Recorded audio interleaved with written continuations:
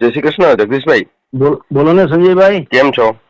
અરે ઈશ્વરની કૃપા તો કયો વાલા. બોલો બોલો. બસ આ વાંચ્યું મેં કીધું આ તો બધું બહુ અતિની ગતિ થઈ રહી છે. પ્રજાની વાત કરીએ તો આ તો બધું થવાનું. બે તો કે આપણને મંજૂરી વગર તો આવડે જ છે. પ્રજા ઘેર ગઈ, હાલો આપણે સરકારને મંજૂરી વગર તો આપણને બીજા બધાને જેમ કરોડો રૂપિયાના કોન્ટ્રાક્ટ મળ્યા એમ આપણને કોન્ટ્રાક્ટ મળે. આપણે એ જોતા નથી. આપણે જનતા માટે થઈને લડવું છે અને સાચી વાત કરવી. પાછું એની વિરુદ્ધમાં નથી કોઈ સરકારની. સરકારને આપણે સાચી વાત કરીએ કે ભાઈ તમે આટલું કરો તો તમે ઉપડ્યા નહીં ઉપડો. બોલો. હા, એમને બી ફાયદો છે એમ. આપણે એ વાત બે કરીએ છીએ ને. આપણે એમ કહેતા હોત ને કે ના હવે આ ભાજપ હરામી છે ને આમ આદમી હારી કે કોંગ્રેસ હારી, તો એમ લાગે કે વિરોધ પક્ષ છે. આપણે દર વખત આપણી ડિબેટમાં સુઝાવ આપીએ છીએ કે જો ભારતીય જનતા પાર્ટી આવું કરે તો ગોપાલ ઇટાલિયા અને કોંગ્રેસનું પણ પાવલું ન આવે. તો હવે તમારે કરવું નથી તો એમાં અમે શું કરીએ? તમારે 1500 કરોડ એસી ઓલા સરદારના સ્ટેચ્યુમાં વાપરવા, ડિસ્કો કરવા, ત્યાં ઠમક ઠમક 2-3 નું. નમસ્કાર મિત્રો, જય માતાજી. કેમ છો બધા? તો મિત્રો ફરી પાછા આપણે આવી ગયા છે નવો વિડીયો લઈ તમારા સમક્ષ. વિડીયોમાં કન્ટિન્યુ રહેજો, વિડીયોમાં લાઇક કરી દો, ચેનલમાં ન હોય ચેનલને સબસ્ક્રાઈબ કરી લેજો. મિત્રો જો જગદીશ મહેતા અને આપણે સંજયભાઈ પત્રકાર છે એમની બેન બંને વચ્ચે શું ચર્ચા થઈ રહી છે, શું વાત થઈ રહી છે, તો સાંભળો પૂરેપૂરું કોલ રેકોર્ડિંગ, ત્યારે તમને ખ્યાલ અને અંદાજ આવશે કે આ બંને પત્રકાર શું વાત કરી રહ્યા છે અને કોની વિશે બોલી રહ્યા છે. બરોબર.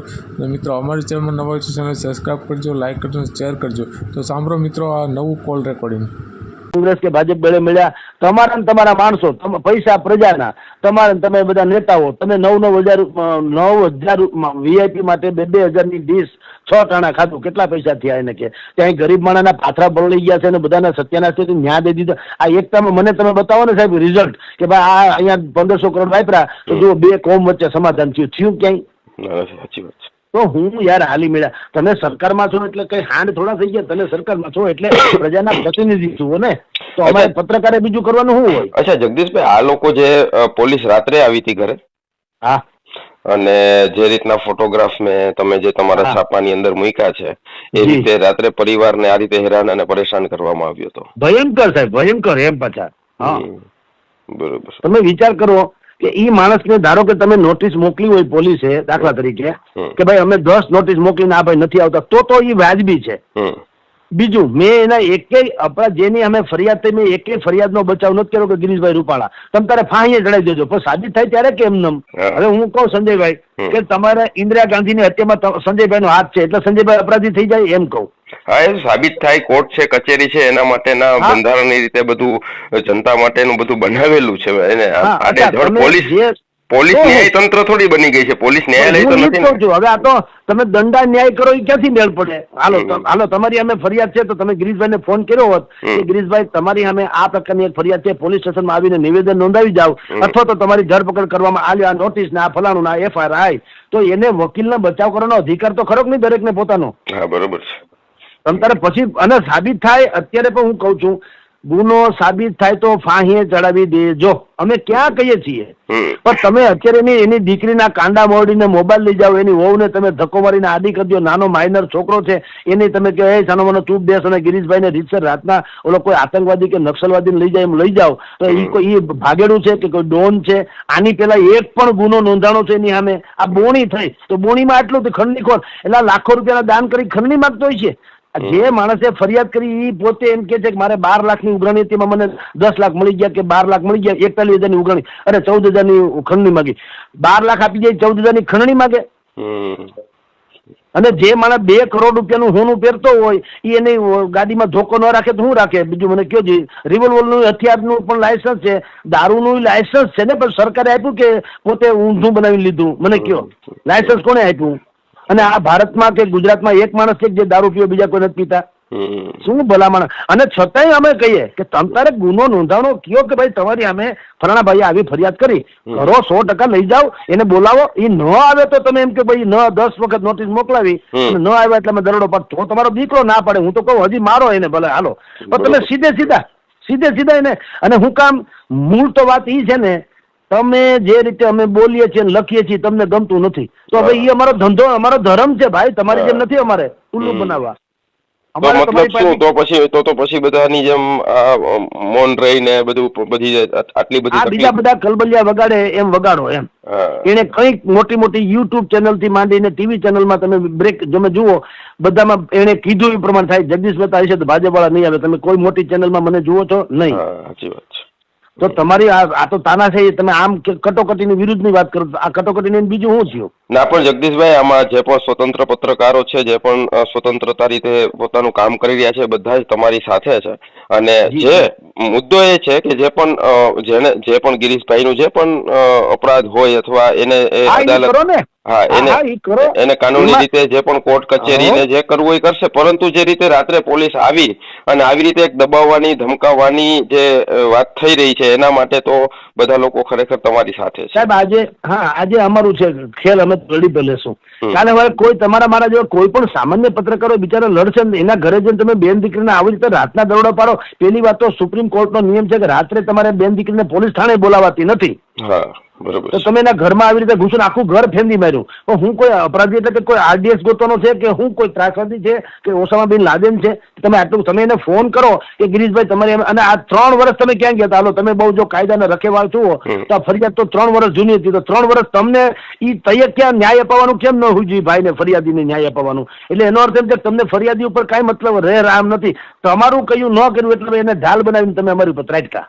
અચ્છા, આ ફરિયાદ તો 3 વર્ષ પહેલા થઈ ગઈ હતી એવું છે ને? હા, 3 વર્ષ જૂની ફરિયાદ છે.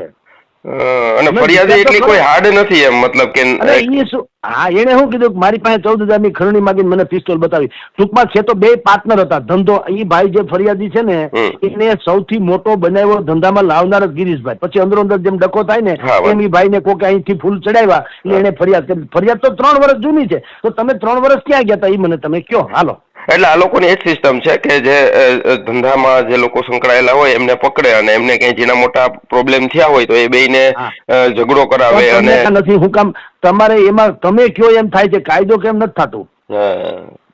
એમને નેતાઓને વાયડો થઈશ ને હજી હું જો આમાં વધારે જેમ આજે લખ્યું એમ હવે હું ભવિષ્યમાં પાછું વધારે પડતું લખીશ કે બોલીશ એટલે ઓલા જૂની કેસમાં કહે કે હવે જગદીશભાઈને ઉપાડો.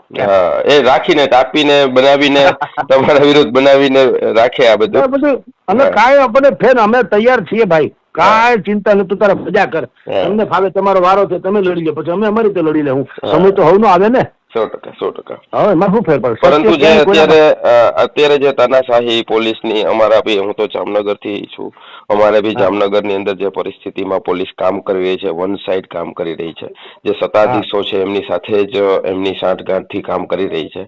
તો આ બધું હવે જગદીશભાઈ બહુ લાંબુ નહીં ચાલે, મને એવું લાગે છે. ન ચાલે ને સાહેબ, એ તો સ્વાભાવિક જ છે ને. જો પ્રજા અડધી પબ્લિક તો જાગૃત થઈ ગઈ છે આજે. હા, આજે અમારે ત્યાં મારા ઓફિસે બધા આગેવાનો, ખેડૂતો બધા મારે ત્યાં આવવાના છે. અત્યારે બધાનો ફોન આવી ગયા કે સાહેબ અમે આવીએ છીએ, તમે અમને તમે કયો એમ અમે કરીએ. બરાબર. હું કહું એમ કરે એમ છે. હું કામ આપણે કાંઈ ખોટું કરવું નથી. અમારે કોઈ પાસે કઈ જોતું નથી. અમારે કોઈ વિરોધ નથી. અમારે સરકારનો વિરોધ નથી. આમ આદમી અમારે માસીની છોકરી નથી. અમારો પક્ષ છે સત્યનો, અમારો પક્ષ છે ખેડૂતનો, જનતાનો. કે ભાઈ તમે આવી રીતે ટેસડા કરો છો, માલ મલિદા ખાવ છો ને અમારા ખેડૂતો અહીં ભૂખે મરે છે. એના જગતનો તાત હંદાયના પેટ ભરે, એના છોકરાને અત્યારે ભૂખે મરવાનો વારો આવ્યો. તો તમને જણજણાટી કેમ ન થતી? અમે એ વાત કરીએ છીએ. અને અમારે તો દર વખતે સરકારની સામે જ બોલવું પડશે. પછી સરકાર કોંગ્રેસની હોય, આમ આદમી પાર્ટી હોય કે ભારતીય જનતા પાર્ટીની હોય, અમારે તો સામે. હા, તો ઈ થાય ને. પત્રકાર તો બીજું શું છે, તમને અમે સતત રાખીએ. અને અમારામાં તો પ્લસ પોઈન્ટ એટલો છે કે અમે તો જનતાની વાત તમારા સુધી પહોંચાડીને તમને અમે સુધારે આપીએ છીએ કે ભાઈ આમ કરો તો તમારો જ જયજયકાર થાય.